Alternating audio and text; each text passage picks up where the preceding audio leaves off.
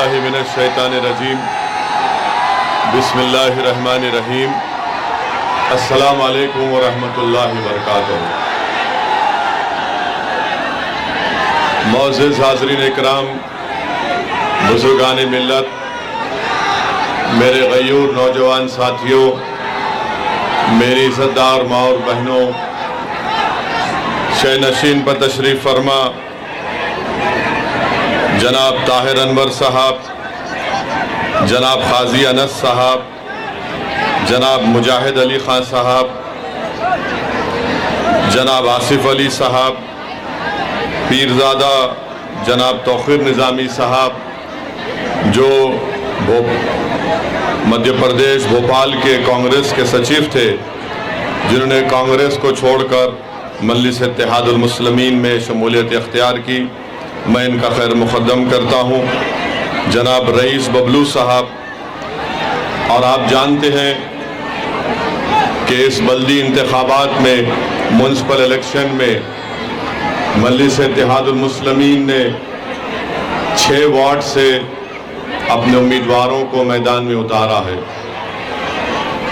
Ward number 14 से हमारी बहन मोहतरमा फ़ाइज़ा बाबर खान साहिबा, वार्ड नंबर 18 से नदीम बाबा साहब, वार्ड नंबर 22 से इनाम हुसैन नवीद साहब, वार्ड नंबर 41 से हज़रत मौलाना मुफ्ती अताउर रहमान खान साहब, वार्ड नंबर 42 से मोहम्मद शाहनवाज साहब, वार्ड नंबर 71 से मोहतरमा आबिदा सुल्तान साहिबा।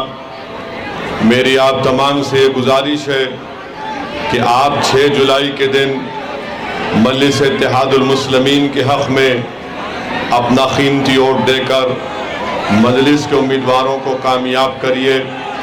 मजलिस का इंतखाबी निशान पतंग है और आप अपने एक एक वोट के ज़रिए भोपाल में, मध्य प्रदेश में अपनी एक सियासी लीडरशिप को और क़यादत को पैदा करेंगे। याद रखिए, जब तक आप अपनी लीडरशिप को नहीं पैदा करेंगे, हम अपने मसाइल को हल नहीं कर सकते। तो मेरी आप तमाम से गुजारिश है कि आप मध्य प्रदेश और भोपाल में अपनी सियासी लीडरशिप की बुनियाद डालने के लिए इन 6 मजलिस के उम्मीदवारों को अपनी दुआओं से, अपने वोट देकर इनको कामयाब और कामरान करिए। मेरे अजीज़ दोस्तों और बुज़ुर्गों, मैं आपका दिल की गहराइयों से शुक्र अदा करता हूँ कि आपने अपना कीमती वक्त निकाल कर आज के इस जलसे में शिरकत की। मैं इस बात का एतराफ़ भी करता हूँ कि पहली मरतबा मजलिस इत्तेहादुल मुस्लिमीन मध्य प्रदेश और भोपाल के इस बल्दी इंतखाबात में हिस्सा ले रही है। मैं आप लोगों से माजरत भी चाहता हूँ, अगर हम में कोई कमज़ोरियाँ हैं, अगर हमसे कोई गलती हुई है, तो आप अपना दिल बड़ा करके हमको माफ़ करिए। मगर आप याद रखिए, ये लड़ाई आपके लिए हम लड़ रहे हैं। ये जद्दोजहद अगर हम जो आज कर रहे हैं वो इसलिए कर रहे हैं, ये तकालीफ का सामना अगर हम आज कर रहे हैं इसलिए कर रहे हैं ताकि आने वाला मुस्तकबिल हमारे नौजवानों का होगा, उनका मुस्तकबिल रोशन रहे, उनके मुस्तकबिल में अमन रहे, उनका जो मुस्तकबिल होगा उसमें किसी गरीब का घर नहीं तोड़ा जाएगा, उनका जो मुस्तकबिल होगा उसमें उनके बच्चों को पढ़ने के लिए शिक्षा का और स्कूल का इंतज़ाम होगा। मुस्तकबिल में हमारे नौजवानों को डिग्री हासिल करने के लिए कॉलेजेस दस्तयाब रहेंगे। आज की ये लड़ाई कल मुस्तकबिल को अच्छा करने की लड़ाई है, और मैं भोपाल की तमाम आवाम को ये बताने आया हूँ कि मैं यहाँ पर अपनी मकबूलियत में इजाफ़ा करने के लिए नहीं आया हूँ। मैं यहाँ पर खुदा न खास्ता अपनी अना की तस्कीन के लिए नहीं आया हूँ। अल्लाह मेरे दिल का हाल जानता है। मैं अगर यहाँ पर आया हूँ और भारत के कोने कोने में जाऊंगा तो मेरा मकसद एक ही है, मेरी पार्टी मजलिस इत्तेहादुल मुस्लिमीन का मकसद एक ही है कि भारत के संविधान को मजबूत किया जाए, भारत के संविधान में और भरोसे को कायम किया जाए। और वो संविधान आपको और हमको इस बात की इजाज़त देता है कि हम डिग्निटी के साथ, इज्जत के साथ अपनी ज़िंदगी गुजारें। वो संविधान हमको इस बात की इजाज़त देता है कि हमारी आवाज़ के बगैर कोई हुकूमत फैसले नहीं ले सकती, हमारी आवाज़ के बगैर हमारी कोई मर्जी के खिलाफ हुकूमत फैसले नहीं ले सकती है। मेरे अजीज़ दोस्तों और बुजुर्गों, मैं आपसे अपील करने आया हूँ कि आप हमारी जिद्दोजहद में हमारा साथ दीजिए, हमारी कोशिशों में आप अपना हाथ बटाइए, क्योंकि याद रखिए भारत जिस दौर से गुजर रहा है आप मुझसे बेहतर जानते हैं। ये हमारा वतन अजीज है, ये भोपाल की सरजमीन जिसको दोस्त मोहम्मद खान ने आबाद किया, ये भोपाल की सरजमीन जिसको बरकतुल्लाह खान ने अपने खून से रंगा, वो बरकतुल्लाह खान जिसने अंग्रेजों को चने चबा दिए, वो बरकतुल्लाह खान जिसने अंग्रेजों के खिलाफ पहली हुकूमत बनाई अफगानिस्तान में। और भोपाल की सरजमीन पर, इस गयूर सरजमीन पर अल्लाह ने मुझे भिजाया है और मैं पहली मर्तबा आपके दरमियान में खड़े होकर अपनी बात करने का मौका अल्लाह ने मुझे दिया है। तो मैं बरकतुल्लाह खान के जानशीनों से, दोस्त मोहम्मद खान के जानशीनों से ये अपील करने आया हूं कि आप, संविधान आपको ये कहता है कि आप अपनी आवाज को उठाएं। जो संविधान बाबा साहिब अम्बेडकर ने बनाया, वो संविधान आपको और हमको इस बात की इजाजत देता है कि हम जमहूरियत में अपने हिस्सेदारी को तलाश करें, जमहूरियत में हम अपना हिस्सा हासिल करें। और याद रखिए, जब तक अल्पसंख्यक समाज, दलित समाज, आदिवासी समाज अपनी सियासी लीडरशिप को नहीं बनाएगा, आपके मसाइल हल होने वाले नहीं है। भारत की जमहूरियत शिराकतदारी की जमहूरियत है, जिसको अंग्रेजी में कहते हैं कि पार्टिसिपेटिव फॉर्म ऑफ डेमोक्रेसी है। आपको जब तक अपना हिस्सा नहीं मिलेगा, ये समाज, चाहे वो मुसलमान हो, दलित हो, आदिवासी हो, आप अपने मसाइल को हल नहीं कर सकते हैं। मेरे अजीज दोस्तों और बुजुर्गों, याद रखो, जज्बाती तकारीर से या जोशीले नारों से आपके बच्चों को स्कूल नहीं मिलेगा, जज्बाती तकारीर से आपको अपना हक नहीं मिलेगा, आंख में आंसू लाकर रोने से हमारे बच्चे जेल में जो नाजायज तौर पर डाले जा रहे हैं उनको जेल से नहीं निकाल पाएंगे। अगर हम सिर्फ अपने हाथ को मसलते रहेंगे और परेशान और रोते रहेंगे कि मेरा घर तोड़ दिया गया है, सेंधवा और खरगोन में मुझको कोई बचाने नहीं आया, तो याद रखो नौजवानों, तुम इस दीवाने की बात अपने जहन नशीन कर लो कि तुम जब तक जमहूरियत में, सियासत में हिस्सा लेकर मजलिस के नुमाइंदे नहीं बनोगे, तुम अपने मसाइल को हल नहीं कर पाओगे। मैं तुमसे ये नहीं कह रहा हूं कि मेरे पास कोई जादू की छड़ी है और अगर तुम मजलिस के नुमाइंदे बन जाओगे तो मसाइल खत्म हो जाएंगे, नाइंसाफी खत्म हो जाएगी। मैं तुमसे ये वादा कर रहा हूं कि अगर आप निचली सतह से, जमीनी सतह से अपनी क़ियादत को बनाएंगे तो आप अपने लिए और आने वाले मुस्तकबिल के लिए आप अपने एक नेता को तैयार करेंगे, एक लीडर को तैयार करेंगे, एक कायद को तैयार करेंगे कि जब कभी किसी की भी सरकार होगी, चाहे कमलनाथ की सरकार होगी या फिर मौजूदा चीफ मिनिस्टर की सरकार होगी, बताइए आज कौन आवाज उठाता है नाइंसाफियों के खिलाफ? आप बताइए कौन जुल्म के खिलाफ आवाज उठाता है? मेरे अजीज दोस्तों और बुजुर्गों, मध्य प्रदेश की असेंबली में आपके नुमाइंदे जरूर हैं, मगर बताओ जो बेबाक तरीके से संविधान के दायरे में रहकर आप आवाज क्यों नहीं उठाते? बल्कि मुझे याद आ रहा है कि कांग्रेस के जब मुख्यमंत्री कमलनाथ थे, उनका एक वीडियो आज भी है जिसमें मुसलमानों से मुखातिब होकर कमलनाथ कह रहे हैं कि आप लोग खामोश रहिए, कुछ मत बोलिए, खामोश रहिए। ये मिजाज कांग्रेस का हो सकता है कि खामोश रहो, ये मिजाज उन कमजोर लोगों का हो सकता है जो वक्त के हुक्मरानों से डरते हैं। मैं आपको मिजाज दे रहा हूं कि संविधान आपको इस बात की इजाजत देता है कि जमहूरियत के दायरे में रहकर आप अपनी आवाज को उठाएंगे, नारों से नहीं बल्कि 6 जुलाई को जाकर वोट मजलिस के हक में डालकर आप मजलिस को कामयाब करेंगे तो वो खामोशी टूटेगी, वो सन्नाटा खत्म होगा और जवाब होगा कमलनाथ को, जवाब होगा भाजपा को।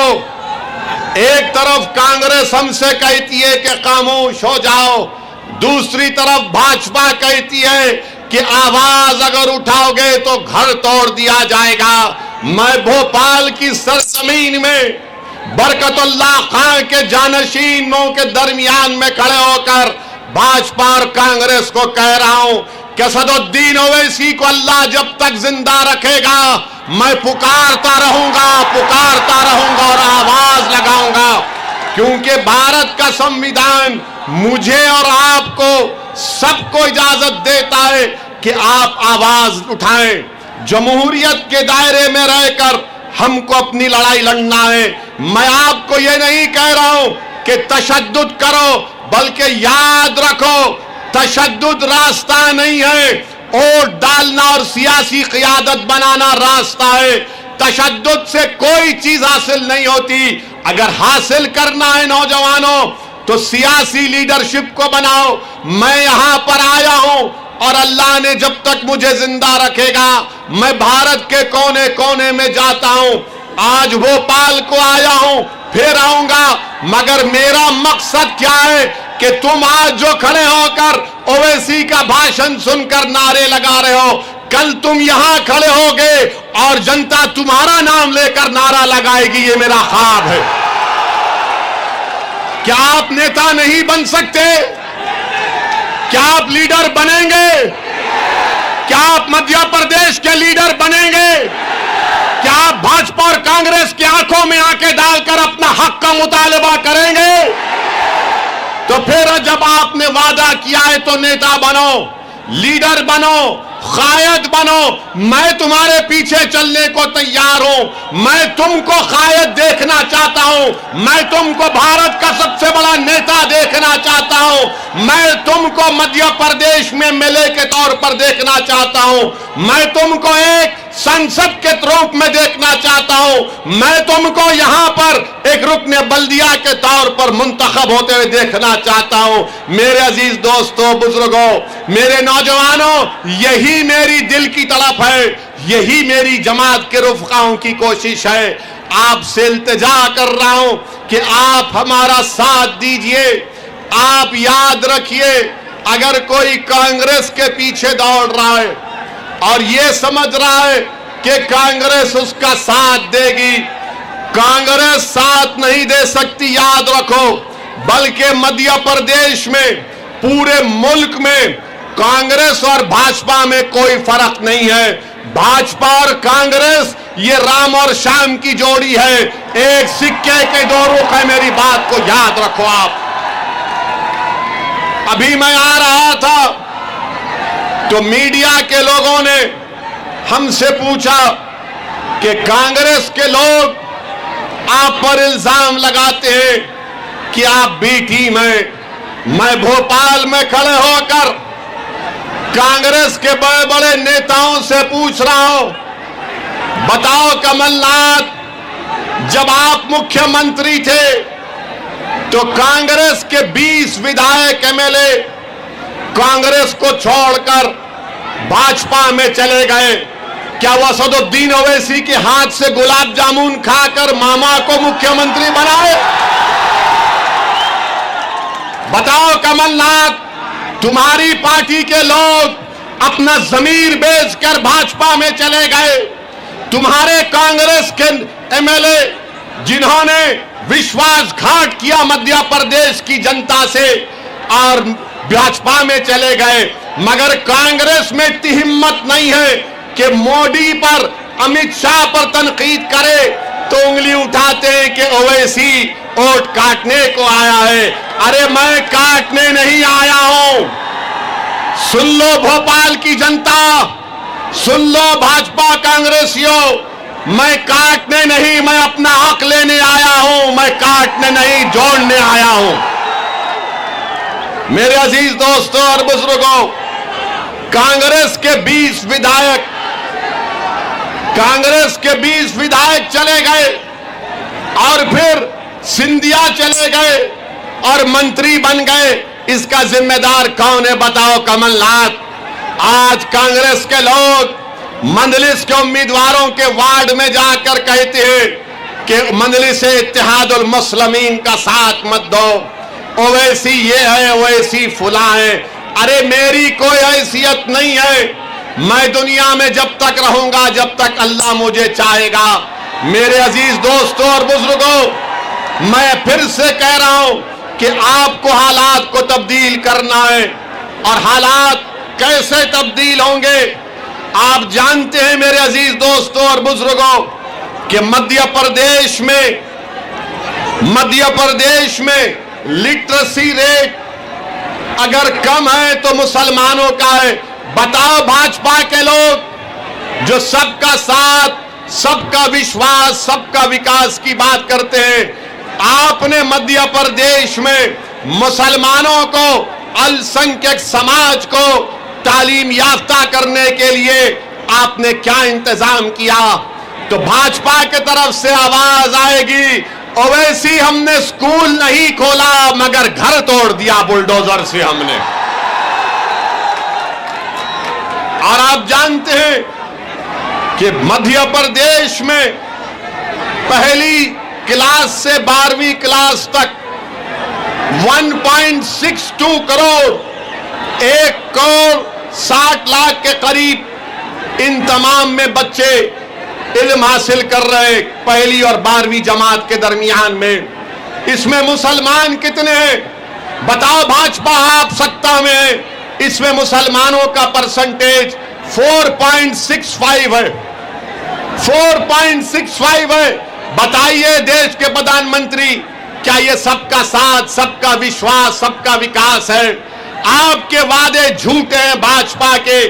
बल्कि यूडीआईएससी की रिपोर्ट है 2019 और 20 की, जिसमें क्या कहा गया कि प्राइमरी लेवल में मुसलमान 5%, अपर प्राइमरी में 4.78%, सेकेंडरी लेवल में 3%, हायर सेकेंडरी में 3.44%। बताओ कमलनाथ, आप भी तो मुख्यमंत्री थे, तो आपने क्या किया? कांग्रेस के पास इन सवालों का कोई जवाब नहीं है। जो बच्चे स्कूल के बाहर ड्रॉप आउट हैं, सबसे ज्यादा अगर किसी के हैं तो मुसलमानों के हैं। बताओ भाजपा और कांग्रेसियों, इसका जिम्मेदार क्या मैं हूं? मेरे अजीज दोस्तों और बुजुर्गों, हायर एजुकेशन में पूरे मध्य प्रदेश में डिप्लोमा, डिग्री, पीजी, पीएचडी में 21,80,000 के करीब लोग पढ़ते हैं। कितने मुसलमान हैं उसमें? सिर्फ 44,290। बताओ क्या मैं जिम्मेदार हूं? तुम हमको पढ़ने का मौका क्यों नहीं देते?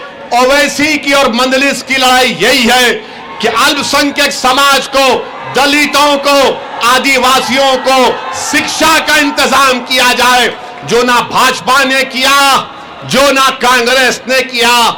मेरे अजीज दोस्तों और बुजुर्गों, मैं आपसे अपील करने आया हूं कि 6 जुलाई के दिन आप अपना एक वोट मजलिस इत्तेहादुल मुस्लिमीन के हक में अपने वोट का इस्तेमाल करें। और मैं जानता हूं कि मेरे यहां आने से भाजपा के लोगों के दिलो पेट में दर्द हो रहा है। मैं जानता हूं कि मेरे यहां आने से, मजलिस के इंतखाबात लड़ने से बड़े बड़े कांग्रेसियों की नींद हराम हो चुकी है। तो तुम अब नहीं सोगे, याद रखो। तुम बहुत साल हमारी माओ को, हमारे बाप को, हमारे बुजुर्गों को तुमने रातों में जगाया हमारे बच्चों के मुस्तकबिल के लिए। अब असदुद्दीन ओवैसी तुम्हारी रातों की नींद को खत्म कर देगा। सुन लो कांग्रेसियों, तुम जागोगे और हम सोएंगे। मैं जागूंगा और लड़ूंगा तुम्हारे लिए मेरे भाइयों और बहनों। आप हमारा साथ दीजिए। 6 जुलाई के दिन आप मजलिस को वोट देकर बता दीजिए इन तमाम पार्टियों को, कांग्रेस और भाजपा नहीं चाहती कि मध्य प्रदेश में कोई तीसरा विकल्प निकल कर आए। आज मध्य प्रदेश की सियासत में, मध्य प्रदेश की राजनीति में एक तीसरा विकल्प के तौर पर इंशाअल्लाह ताला मजलिस इत्तेहाद अल मुस्लिमीन उभरेगी। क्या आप मजलिस का साथ देंगे? क्या आप मजलिस का साथ देंगे? क्या आप 6 जुलाई को आसमानों पर पतंग फैलाएंगे? क्या आप भाजपा और कांग्रेस को हराएंगे? मेरे अजीज दोस्तों, याद रखो, आज आप वादा करके जा रहे हैं। मैं भाजपा के लोगों से भी कहना चाहूंगा कि आपने खरगोन और सेंधवा में मासूम लोगों के घरों को तोड़ा। क्या भाजपा के लोग, क्या आपके दिलों में, आपके सीनों में धड़कता हुआ दिल नहीं है किसी का गरीब का घर तोड़कर आपको रात में नींद कैसी आती, हमको बताइए। किसी गरीब को उसके घर से बेघर करके आपको सुकून कैसे मिल सकता है?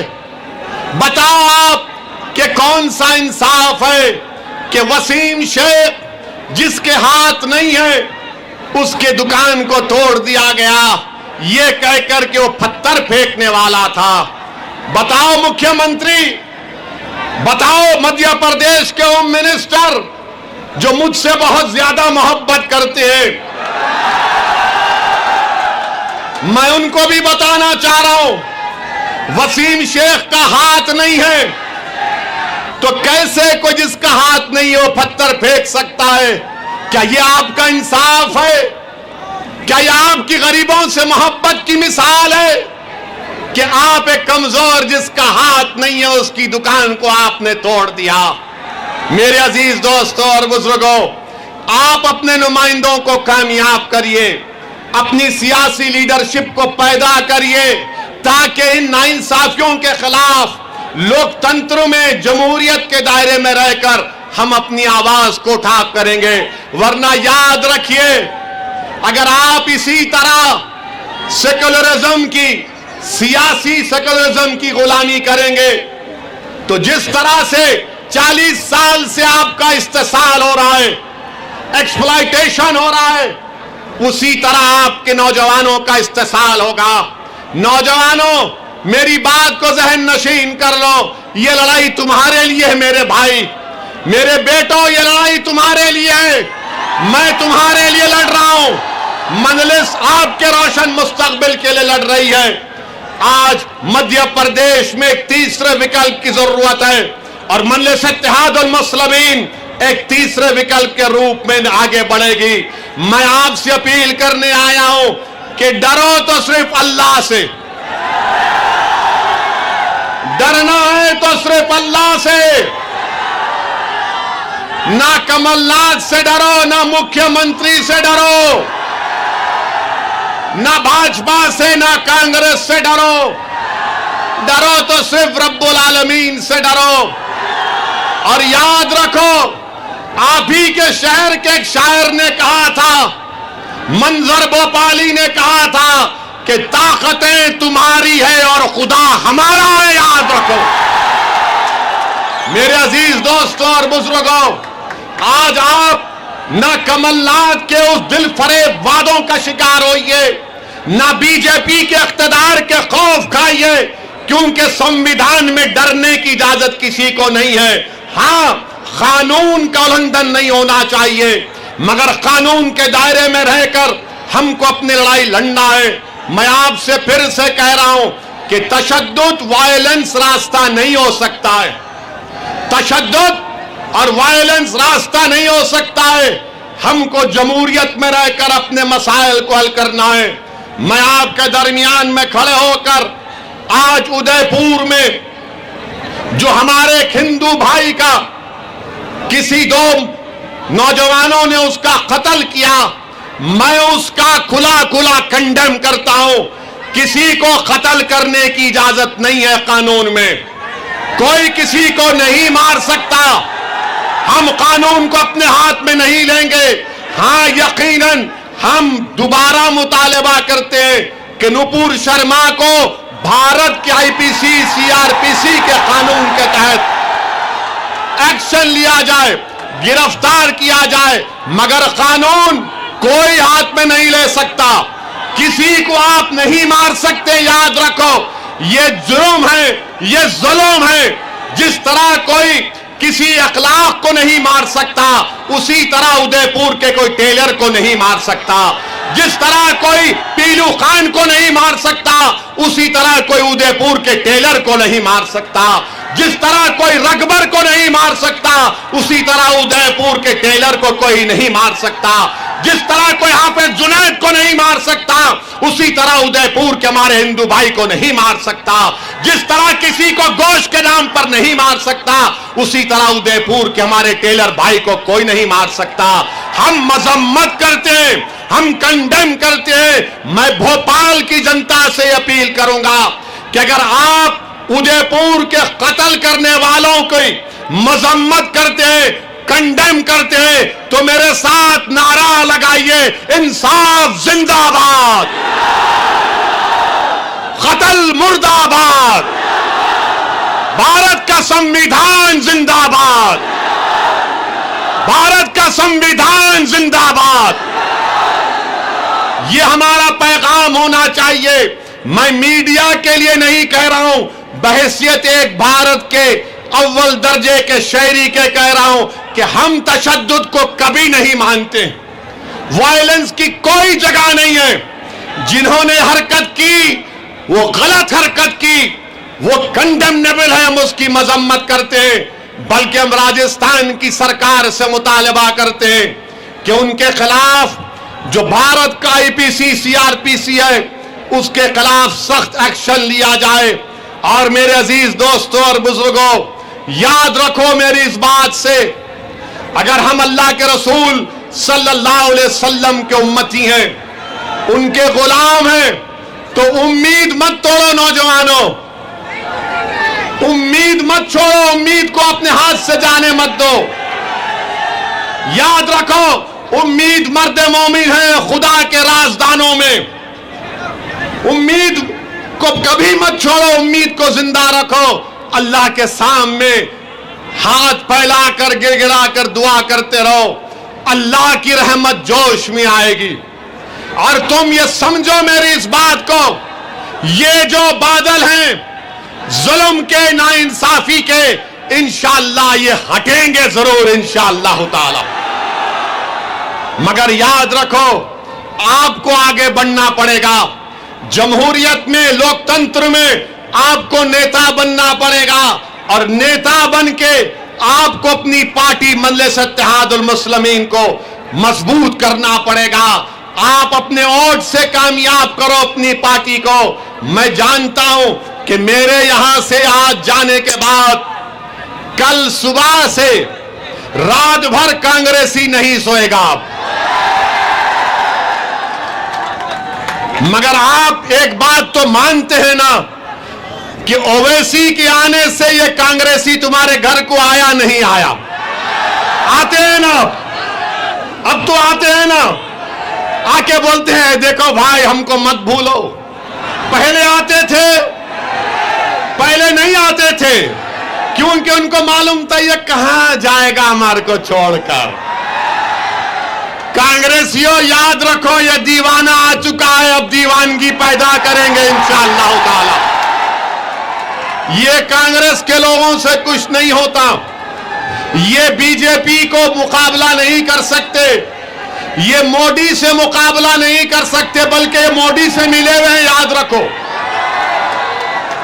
ये मोदी से मिले हुए हैं, इनका अंदर का रिश्ता है बीजेपी से। बाहर मामा और कमलनाथ अलग अलग है, मगर अंदर दोनों मामा मामा बोलते एक दूसरे को। तो मेरी आपसे अपील है कि 6 जुलाई को पतंग को वोट देंगे। 6 जुलाई को मंजलिस के हर वार्ड में मंजलिस को कामयाब करेंगे। आप कोई आप कांग्रेसी की बात में तो नहीं आएंगे।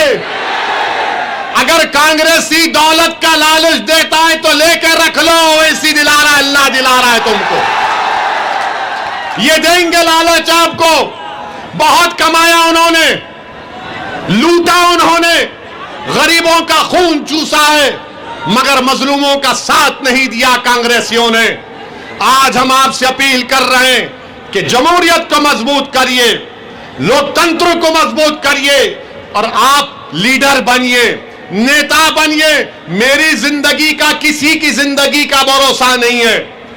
मुझ पर, मेरी गाड़ी पर 6 गोलियां तो चल चुकी हैं। मुझे अपनी जिंदगी की हरगिज परवाह नहीं है, अल्लाह जानता है। मैं मौत से नहीं डरता हूं, मैं मौत से नहीं डरता। मैं डरता इस बात से हूं कि जब खबर में जाऊंगा तो जब सवालात किए जाएंगे, जब वो चेहरे मुबारक दिखा जाएगा, तो मैं अल्लाह से दुआ करता हूं कि या अल्लाह मेरी जबान से निकले कि मैं इनका गुलाम हूं, मैं इनका गुलाम हूं। मुझे खौफ इस बात का है कि जब हिसाब किताब का दिन होगा, कहीं मेरे अमाल में कमी ना पड़ जाए। मैं इसीलिए काम कर रहा हूं, अल्लाह जानता है मेरे हाल को, मेरी नीयत को। मेरे अजीज दोस्तों और बुजुर्गों, हिम्मत मत हारो, मायूस मत हो। याद रखो, सलाहुद्दीन अय्यूबी को जानते हो? जानते हो सलाहुद्दीन अय्यूबी को? तो सलाहुद्दीन अय्यूबी का वाकया कि सलाहुद्दीन अय्यूबी को आकर किसी ने कहा कि उस मस्जिद अक्सा और बैतुल मुकद्दस को हासिल करने के लिए दुश्मन की फौजें कश्तियों से आ रही हैं, हजारों की तादाद में। तो सलाहुद्दीन अय्यूबी परेशान हो गया। तो सलाहुद्दीन अय्यूबी रहमतुल्लाह अलैह ने रात में, रात के अंधेरे में तहज्जुद गुजारता सलाहुद्दीन अय्यूबी रहमतुल्लाह अलैह।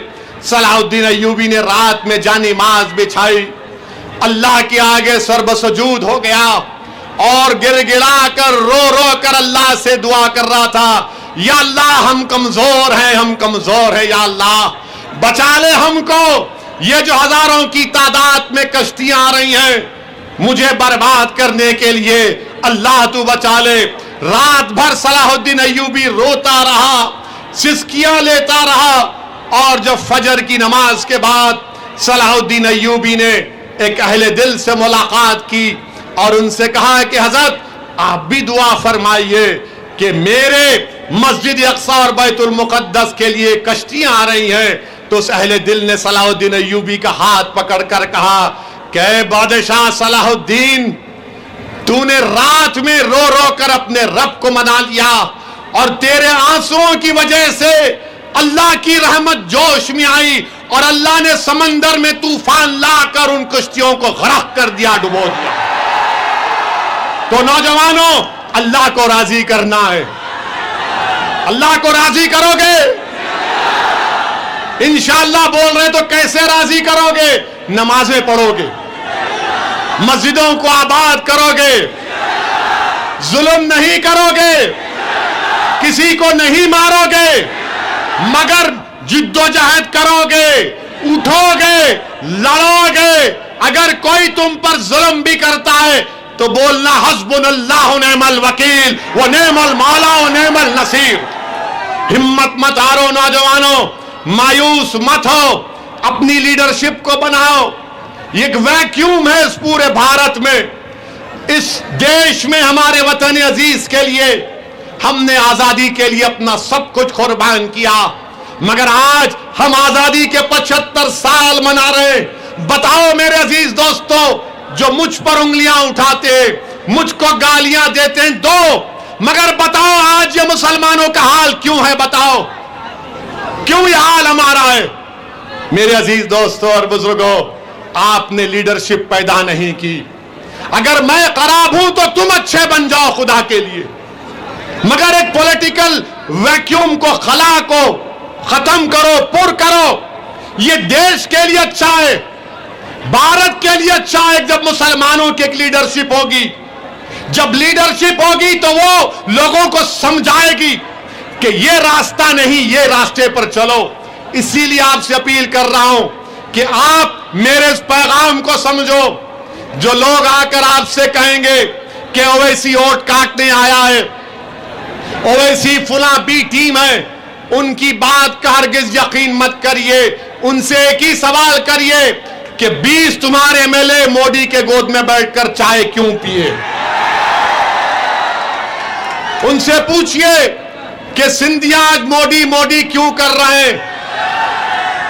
इनसे पूछिए कि महाराष्ट्र में शिवसेना के एमएलए भाग गए बीजेपी के पास, तो क्या ओवैसी जिम्मेदार है? महाराष्ट्र की हुकूमत आज कमजोर पड़ गई, मैं जिम्मेदार हूं उसका।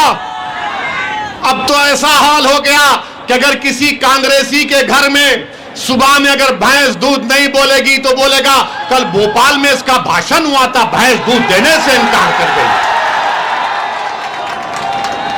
कल सुबह में मुर्गा बांग नहीं देगा 4 बजे तो कांग्रेसी बोलेगा अरे मुर्गा ने ओवैसी का भाषण सुन लिया। मेरे अजीज दोस्तों और बुजुर्गों, मेरी आपसे अदबन गुजारिश है कि आप अपनी सियासी ताकत को मजबूत करिए और हम पूरी ताकत के साथ एक दूसरे का, बल्कि वतन को मजबूत करना है। मेरे अजीज दोस्तों, नौजवानों, अपने हिम्मत और हौसले को बुलंद रखो, मजलिस को मजबूत करो, वोट डालो, नुमाइंदों को कामयाब करो। एक सियासी सफर का आगाज मैं अल्लाह की जात पर हम सब लोग तवक्कल करके आपके भरोसे पर मध्य प्रदेश में अपने सियासी सफर का आगाज कर रहे हैं। मेरी आपसे गुजारिश है कि आप इसमें साथ दीजिए। नौजवानों जिनकी उम्र 20-22 साल है, तुम जब से पैदा हुए तुम भाजपा की सरकार देख रहे हो। मैं तुमसे वादा कर रहा हूं कि तुम मजलिस का साथ दो। तुम देखोगे कि आने वाले सालों में भाजपा मध्य प्रदेश में सत्ता में नहीं रहेगी इंशाअल्लाह ताला। क्या आप ये काम करेंगे? क्या आप मजलिस का साथ देंगे? सिर्फ अल्लाह से डरो, ना कमलनाथ से, ना मामा से। आजकल मामा बुलडोजर हो गए। आजकल भूल गए वो ईद के दिन जो टोपी पहन के आते थे, क्योंकि मामा को डर लग गया कि ये होम मिनिस्टर मेरी कुर्सी पे नजर लगा के बैठा है। तो खैर लड़िए, हमको एतराज नहीं है, मगर हमको अपनी पार्टी को मजबूत करना है।